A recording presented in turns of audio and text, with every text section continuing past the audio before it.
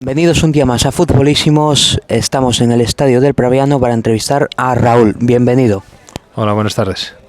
Muchísimas gracias por aceptar la entrevista. Gracias a ti, es un placer. Bueno, la primera pregunta siempre hago la misma, que es ¿cómo comenzaste a jugar al fútbol? Bueno, pues yo creo que de la época de cuando yo era joven, pues lo primero pues con los amigos en el parque, que ahora cosa que no se ve mucho, y luego pues ya mis padres decidieron al poco, viendo que tenía mucha afición, pues apuntarme en la escuela del Hispano de Castrillón, y así fue más o menos como empecé, en el parque, y luego en el Hispano ya desde Benjamines. ¿Siempre quisiste ser portero desde pequeño o cómo fue? No, empecé siendo jugador, pero duré poco, y recuerdo que no sé si le habían regalado a mis padres unos guantes. Entonces, un día yo cogí los guantes y los llevé al entrenamiento, me los puse, empecé a entrenar de portero, al entrenador dijo, coño, pues se te da bien. Y así empecé, así fue como empecé, casi por pura casualidad. ¿Crees que la posición de portero es la más complicada o de las más complicadas? Es complicada, sí, porque al final tienes mucha responsabilidad, es un puesto quizá un poco especial, porque portero al final, recae sobre responsabilidad defensiva, de mucha comunicación con todo el equipo, tiene que mostrar seguridad, puesto especial y difícil. También un poco, lo que tú dices, responsabilidad con los defensas, de organizar, y luego un poco también la soledad, ¿no? De que si fallas tú, se va a notar mucho más que si falla un delantero, ¿no? Sí, al final lo único que separa el gol del equipo contrario es la opción del portero. Tú, al final, es el último que hay de un equipo, el portero, antes de la línea de gol. Y sí es cierto que muchas veces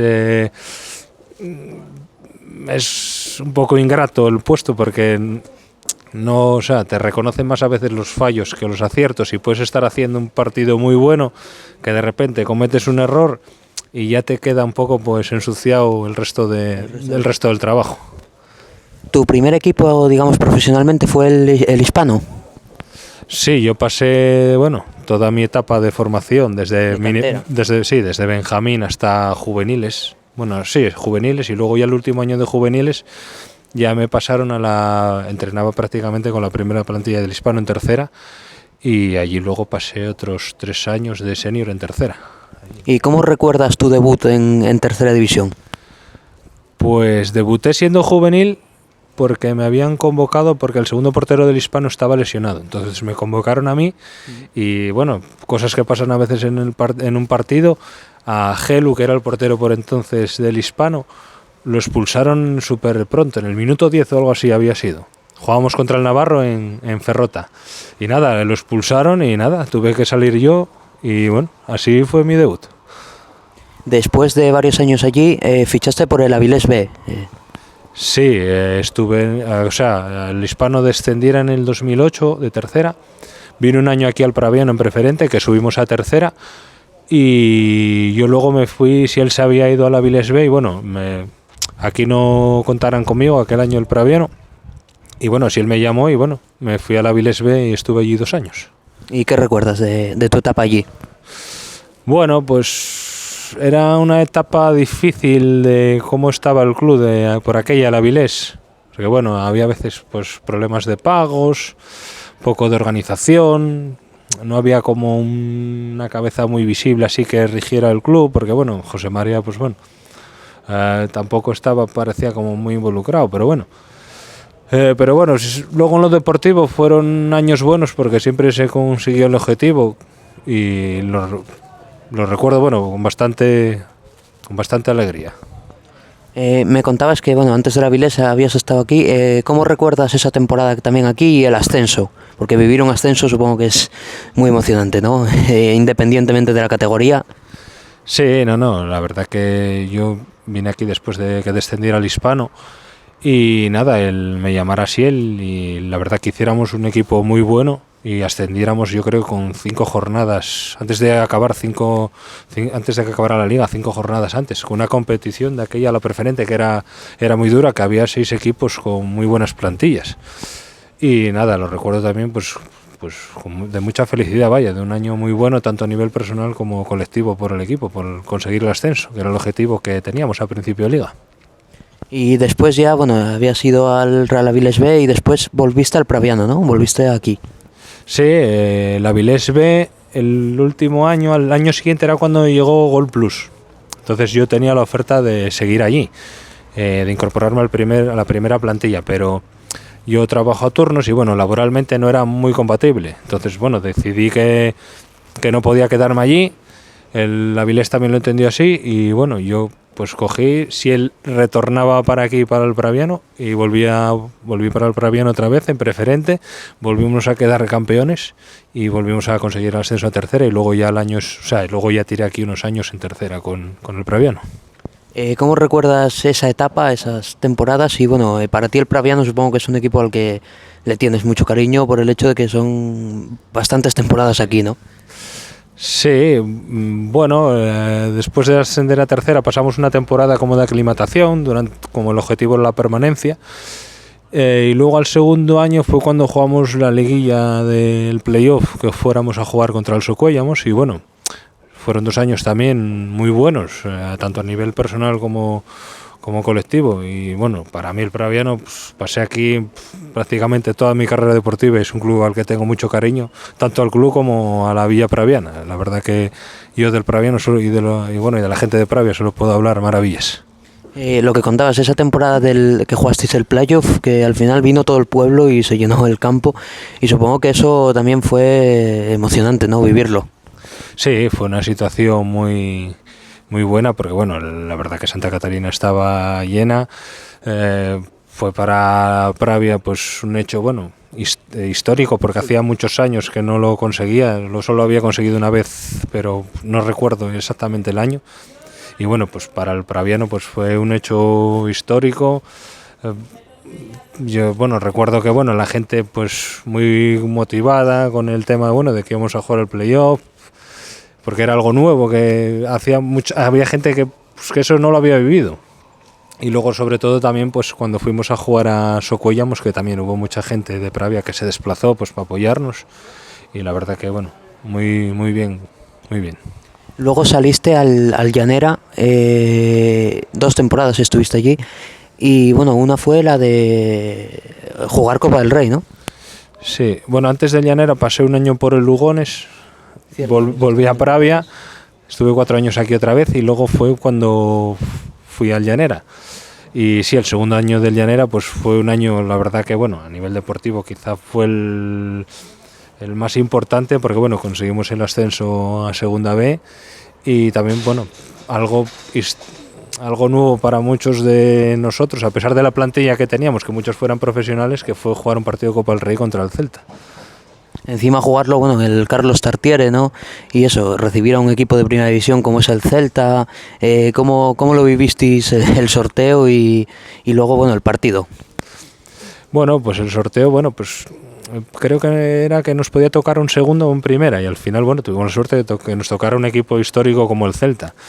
Fue un poco descafeinado porque estábamos en plena pandemia y el partido tenía que ser a puerta cerrada, lo cual, quitó un poco de ambiente guapo y que la gente de Llanera pudiera disfrutar de ese partido como disfrutamos los jugadores.